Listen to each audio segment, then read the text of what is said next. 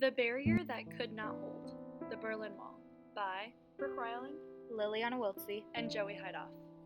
66 miles of concrete, 41 miles of barbed wire, and 3.6 meters high stood the Berlin Wall. The Berlin Wall was built by East Germany as a solution to stop people from fleeing the eastern side of the country.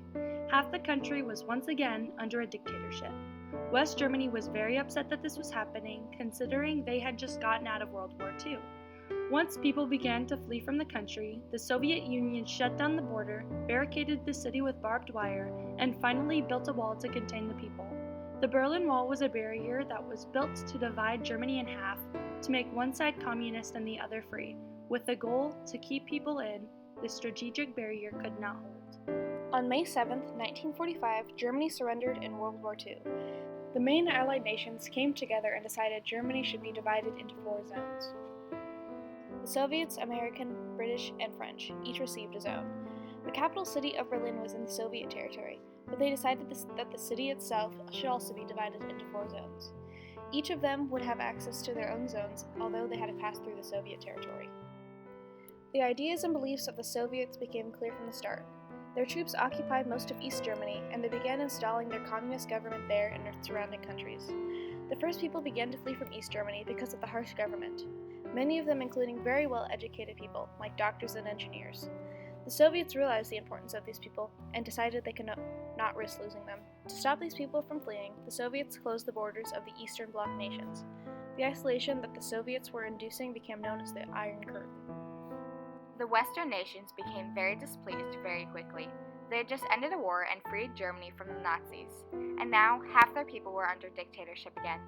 It was a very dangerous time, with both the Soviets and the US having dangerous weapons. If one were to challenge another with their military, it could lead to massive destruction, which would make the fear of the Cold War a reality. So the tensions continued to rise between the Soviets and the Allies. They became very aware of each other.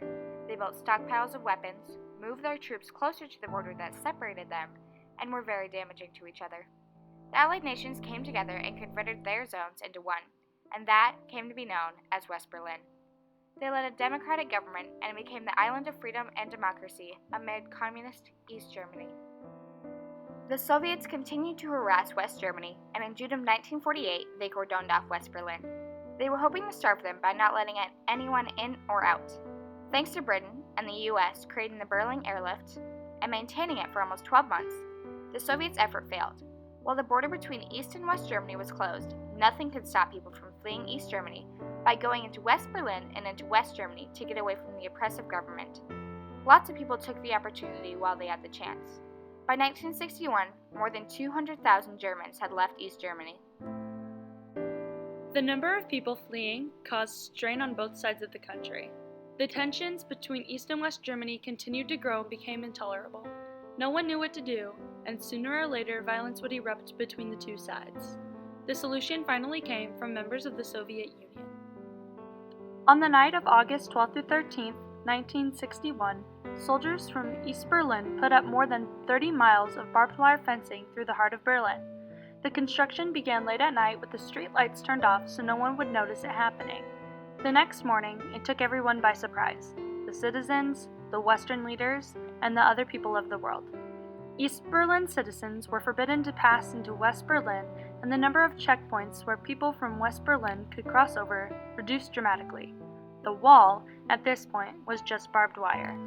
Most of the citizens were taken by surprise and were in complete shock and outrage when they found out.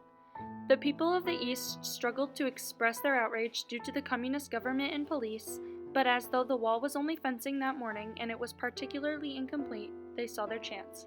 Some of the East Germans climbed through gaps or hopped the fence. It was their last chance to get to the West, and everybody was aware, even the soldiers, some of which took the chance to flee when they could. West Berlin was very demonstrative with their unhappiness. They gathered by the border and tried to have the US intervene, but with the fear of a nuclear war, they could not interject. The only thing people could do against the Soviet Union was use their strong words. The Soviets did not face any consequences for putting up the wall, as it was only their security net to keep the people in. The actual Berlin Wall was not built overnight. It slowly changed from barbed wire fencing built hastily to 12 to 15-foot concrete walls, built with guard towers and armed with weapons. The wall became more and more dangerous with time. Landmines and tank tracks were placed along the wall to prevent any sort of unauthorized crossings. Just to reach the wall, people went through barbed wire and bright searchlights on open ground. And while East people were unauthorized to come near the wall, Western people were able to come right up and vandalize it.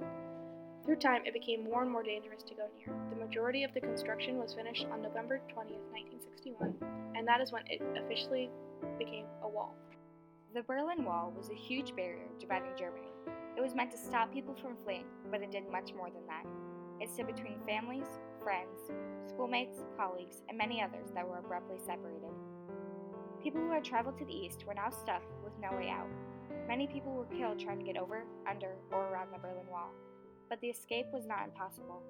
From 1961 until the wall came down in 1991, more than 5,000 Germans, which included 600 border guards, managed to cross the border. They climbed over the wall, jumped out of windows adjacent to the wall, climbed over barbed wire, flew over in hot air balloons, crawled through sewers, and even drove through unfortified parts of the walls at high speeds.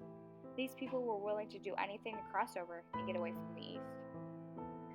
In 1989, political changes in Eastern Europe and civil unrest in Germany put pressure on East German government to loosen some of their rules on traveling to West Germany. At a press conference on November 9th, German spokesperson Günter Swabowski announced that East Germans would be free to travel into West Germany starting immediately, but he failed to mention some of the regulations that would remain in place. Western media inaccurately reported that the border had finally been opened. Crowds of people gathered on both sides of the checkpoint, and as time passed, more and more people crowded the wall. They all waited for the gates to be opened so they could finally pass through. The guards didn't have a clue as to what they should do. No formal announcement had been announced as to the wall's status. As guards made frantic calls, the people demanded the gates were opened until their request was finally granted and the gates opened at 10:45 p.m. To avoid a stampede, officials began to gradually let people in before finally losing control and opening the barriers. The people crossed the wall and freely entered West Berlin for the first time in almost 30 years. Following the initial crossing, there was a 2-day-long party in the streets of Berlin. As East and West Germans celebrated that night, singing and dancing on the wall, many soldiers were said to have joined in the celebration. The wall didn't physically fall that night, but days after, it was torn down by the people. People began to take hammers and other tools as they started to tear down the wall piece by piece. Some people saved pieces as souvenirs, and others threw them aside.